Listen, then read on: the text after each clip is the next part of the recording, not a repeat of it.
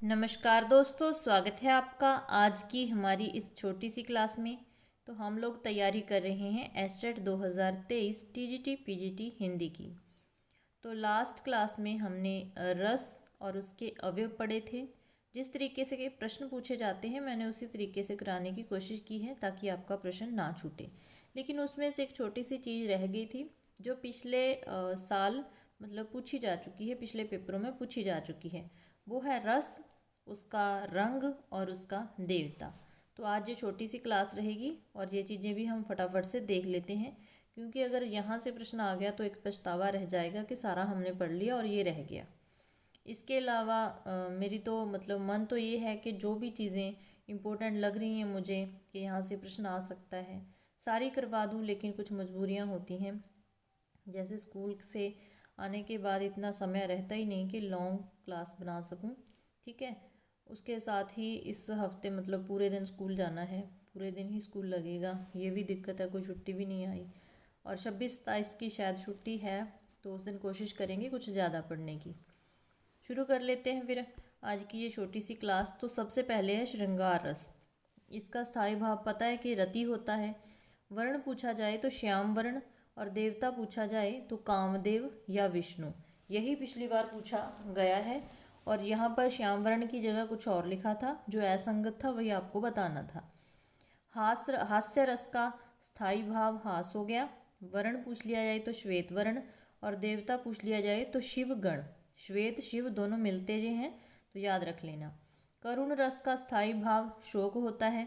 रंग कपोत वर्ण, करुण से कपोत, ठीक है, और देवता यम।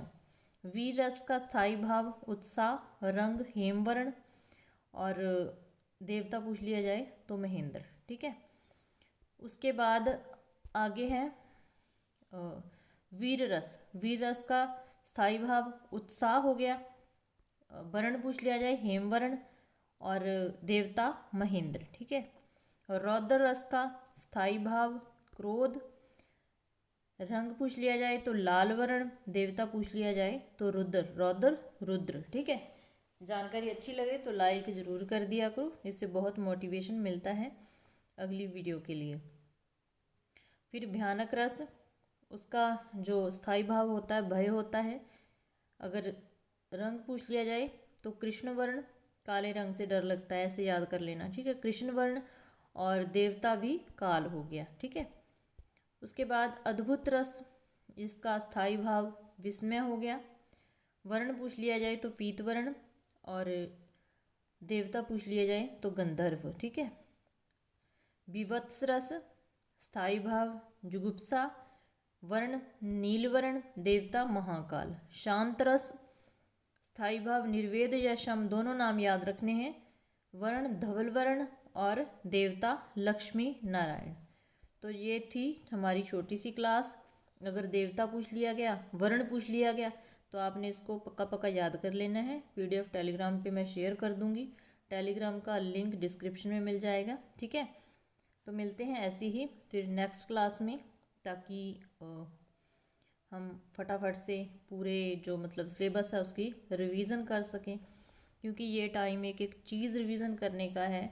आपको हर चीज़ जो आपको पेपर में आने वाली है उसको एक बार रिवाइज़ ज़रूर करना पड़ेगा, और अच्छे से रिवाइज़ कर लेना, ठीक है, ताकि आपका पेपर क्वालिफाई हो जाए और आने वाली वैकेंसी जिसकी अफवाह चल रही है उसमें आप अप्लाई कर सकें।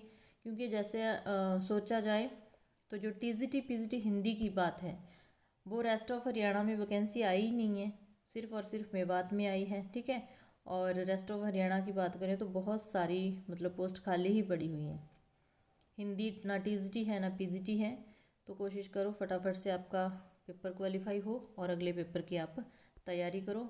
एस्टेट का रिजल्ट आए, ऊपर से वैकेंसी आ जाए, यही हमारी कामना है, ठीक है। मिलते हैं फिर नेक्स्ट क्लास में। क्लास देखने के लिए धन्यवाद।